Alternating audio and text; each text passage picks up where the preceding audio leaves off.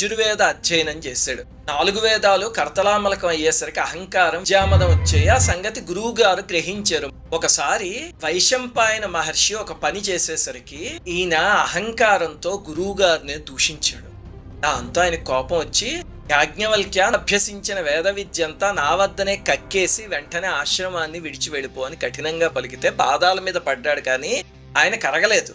అప్పుడు నేర్చుకున్న వేదాలన్నిటినీ కక్కేసి వెళ్ళిపోయాడు. ఆ కక్కిన పదార్థం తిత్తిరి పక్షులు తిని చెప్పినదే తైత్రీయ ఉపనిషత్తు. అందరం నేర్చుకుంటూ ఉంటాం. ఆ తైత్రీయ ఉపనిషత్తు అలా వచ్చింది.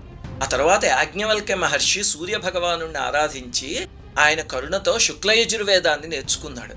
కానీ ఈ మర్చిపోయిన విద్య అంతా ఉంది కదా, మరి అప్పుడు సరస్వతీదేవికి తపస్సు చేస్తే అమ్మవారు కనిపించారు. ఒక అద్భుతమైన స్తుతి చేశాడు. 27 శ్లోకాల స్తుతి ఎలాంటిదంటే మూర్ఖుడు బుద్ధిహీనుడు కూడా సంవత్సరం పాటు చేస్తే మహామేధావి అవుతాడు అని పురాణంలో చెప్పారు.